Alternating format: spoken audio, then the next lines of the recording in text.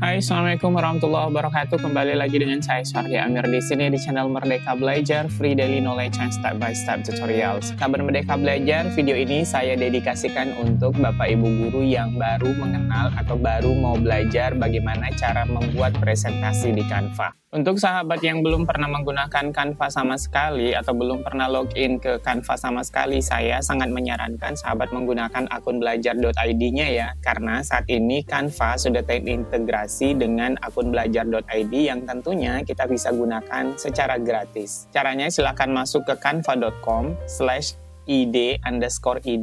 Kemudian setelah terbuka, pilih masuk di bagian atas ini, lalu lanjutkan dengan akun belajar.id. Setelah itu di bagian ini silahkan masukkan akun belajar.id-nya ya. Kalau sahabat belum memiliki akun belajar.id, silahkan minta ke operatornya atau silahkan masuk ke belajar.id. Kita pilih lanjutkan. Nah, nanti sahabat otomatis akan dimasukkan ke dalam Canva. Dan kalau boleh lihat di bagian ini, di sini ada tulisan pendidikan. Artinya, sahabat Merdeka Belajar sudah menggunakan akun belajar.id di Canva. Nah, kalau di sini ada tulisan angka 24, nah ini menandakan bahwa di sekolah sahabat itu sudah ada 24 orang yang sudah login menggunakan akun belajar.id di Canva. Salah satu kelebihan Canva dibandingkan media presentasi yang lainnya adalah kita sebagai guru sangat dimanjakan dan dimudahkan oleh Canva dengan adanya namanya template. Sehingga kita tidak perlu memikirkan bagaimana desain yang bagus, warna yang padu, dan juga jenis huruf yang bisa digunakan. Nah, semuanya sudah diberikan oleh Canva secara gratis tentunya dengan menggunakan akun belajar.id kita. Kalau cara yang termudah bagi saya adalah silahkan pergi ke bagian template di bagian ini, kemudian silahkan scroll di bagian bawah dan pilih pendidikan dan pilih presentasi pendidikan. Nah, di bagian ini ada kurang lebih 3.635 template yang bisa sahabat gunakan secara gratis dan ini semuanya sudah jadi, tinggal kita edit sesuai dengan kebutuhan kita. Langkah selanjutnya yang kita lakukan adalah kita memilih template yang kita inginkan dan sesuai dengan apa yang ingin kita sajikan. Misalkan kita pilih yang ini, lalu kita pilih sesuaikan template ini untuk mengeditnya. Nah, ini adalah lembar kerja atau kanvas kerja dari Canva. Di sini letaknya slide kita dan di bagian ini adalah beberapa peralatan yang kita butuhkan. Misalkan kita butuhkan elemen atau aksesoris lainnya, kita bisa klik elemen. Kita tinggal cari di sini apapun yang kita inginkan. Misalkan kita tulis di sini adalah guru sekolah. Kita pilih grafis dan di sini sudah akan muncul beberapa gambar yang sesuai dengan kita ketikkan. Misalkan seperti ini. Nah, ini kita bisa pakai, kita letakkan dimanapun kita inginkan. Kita bisa besarkan dan lain sebagainya. Kemudian di bagian bawah ini ada teks. Teks ini adalah fungsinya untuk memasukkan tambahan teks yang ada di sini. Misalkan ini kita hapus terlebih dahulu dan kita tambahkan judul. Misalkan seperti ini. Nah, saran saya sebelum membuat slide, saya sangat menyarankan sahabat untuk membuat dulu outline seperti ini. Jadi nanti memudahkan untuk ketika kita mau merancang slide presentasinya. Kita bisa mulai dengan slide 1 judul, kemudian slide 2 pendahuluan, dan seterusnya. Misalkan kita mulai slide pertama, saya memilih judul penelitian tindakan kelas. Ini saya ambil, saya copy, lalu saya pindahkan ke Canva-nya. Tinggal copy paste seperti ini. Karena ini kebesaran, maka ini bisa kita blok, lalu kita kecilkan di bagian ini, atau langsung di bagian sudut ini tinggal kita tarik seperti ini. Kita letakkan di bagian atas. Ini kita hapus terlebih dahulu. Misalkan kita akan memasukkan judul presentasi tentang PTK kita di bagian ini. Maka kita boleh tambahkan sedikit teks di bagian ini atau tambahkan subjudul juga boleh. Seperti ini. Misalkan judulnya adalah meningkatkan kemampuan membaca pemahaman siswa kelas 4 melalui penggunaan teknik bercerita interaktif. Lalu ini tinggal kita copy seperti ini dan kita bawa ke Canva. Di bagian ini kita klik kanan lalu kita Ctrl V. Nah, seperti ini. Seperti tadi, kalau ini kebesaran berarti tinggal kita kecilkan saja. Dan di bagian atas di sini kita bisa menebalkan, kita bisa membuat dia miring, dan kita bisa menambahkan garis bawah seperti ini. Kemudian kita boleh masukkan nama kita. Misalkan nama saya Suhardi Amir, seperti itu, dan kita kecilkan lagi. Langkah selanjutnya adalah kita tinggal menambahkan logo sekolah kita di bagian ini. Cara menambahkan logo, sahabat boleh pergi ke bagian ini, ke unggahan, lalu pilih unggah file, dan silahkan cari logo sekolahnya di mana di dalam komputernya atau laptopnya diletakkan. Misalkan seperti ini logonya, saya pilih open, dan di bagian ini dia akan terunggah. Kita klik satu kali seperti ini, maka logonya akan sudah pindah di sini. Kalau logo sahabat ada latar belakangnya, maka sangat saya sarankan untuk menghilangkan latar belakangnya. Cara menghilangkan latar belakang dari logonya, silahkan pergi ke edit foto, lalu di sini ada menu penghapusan LB atau penghapusan latar belakang. Silahkan diklik seperti ini dan tunggu. Nah, ketika sudah sukses latar belakangnya tidak ada, maka dia akan seperti ini. Kita bisa meletakkannya di mana saja tanpa terhalangi dengan latar belakang yang ada dari logo. Anggaplah ini slide pertamanya sudah selesai. Untuk di bagian judul, kita lihat contekan kita lagi. Kita mau buat apa? Kita mau buat slide kedua, pendahuluan. Jadi kita tinggal buka kembali dan kita pergi kembali ke bagian desain.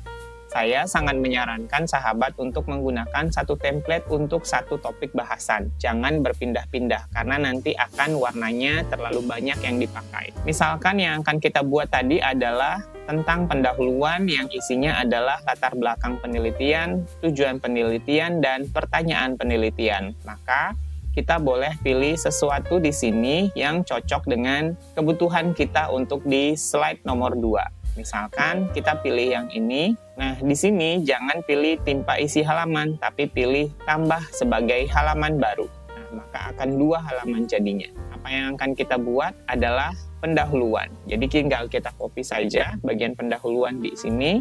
Dan di bagian ini kita Ctrl A seperti itu dan kita Ctrl V.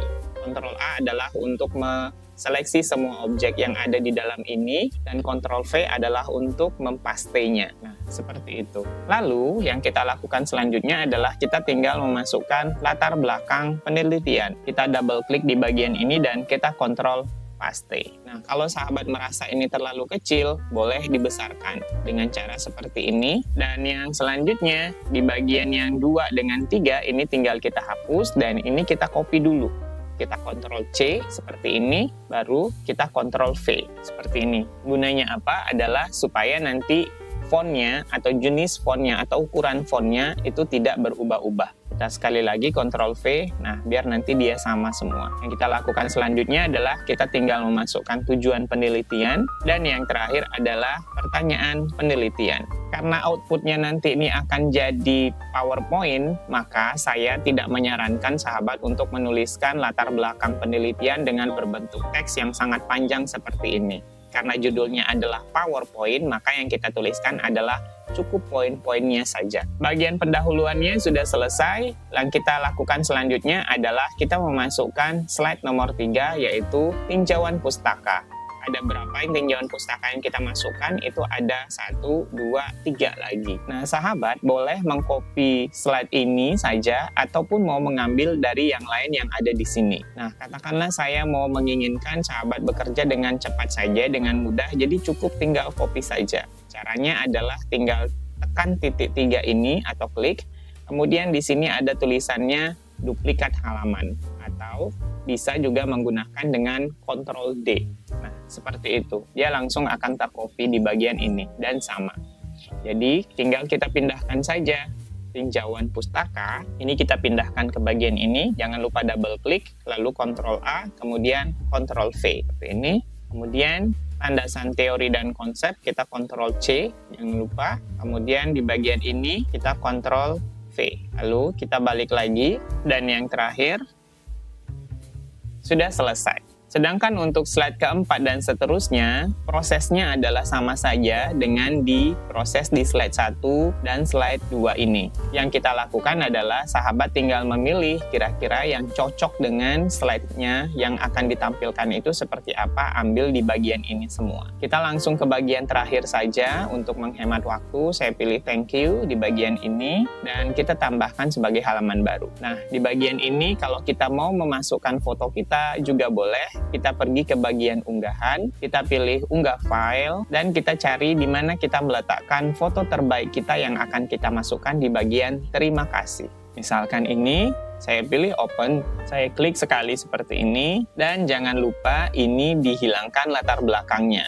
Kita pilih edit foto, kita pilih penghapusan LB, ini boleh kita geser ke samping, dan gambarnya kita besarkan. Seperti ini. Ini kita boleh crop. Di dalam Canva, ketika kita mau mempresentasikannya, ada dua cara. Kita bisa presentasikan langsung di Canva, atau ini kita download dulu ke dalam Microsoft PowerPoint. Kalau sahabat Merdeka Belajar berada di lokasi yang sinyalnya bagus, saya sangat menyarankan langsung presentasi di Canva saja. Tapi kalau ketika sahabat mau mempresentasikan sesuatu atau di sekolah mungkin koneksi internet yang tidak terlalu bagus, maka saya sangat menyarankan slide ini di-download dulu menjadi PowerPoint. Kita lihat bagaimana caranya mempresentasikan langsung ini di Canva. Sebelumnya kita boleh tambahkan animasi dulu agar tampilan slide presentasi kita lebih baik. Kita pergi pilih di bagian ini animasikan, kemudian silahkan pilih seperti ini, sesuaikan dengan keinginan sahabat Merdeka Belajar. Lalu di bagian ini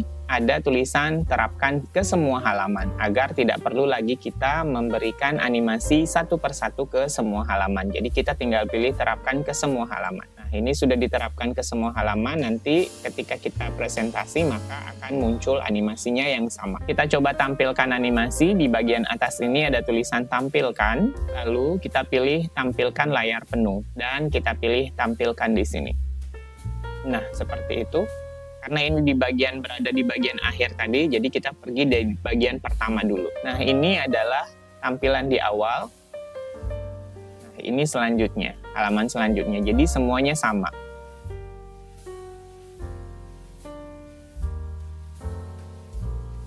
Tapi kalau sahabat Merdeka Belajar mau menampilkan ini di dalam Microsoft PowerPoint, karena sahabat tidak berada di dalam jaringan yang tidak terlalu bagus, maka boleh pilih bagikan, kemudian pilih lainnya, lalu scroll down sampai ketemu dengan Microsoft PowerPoint.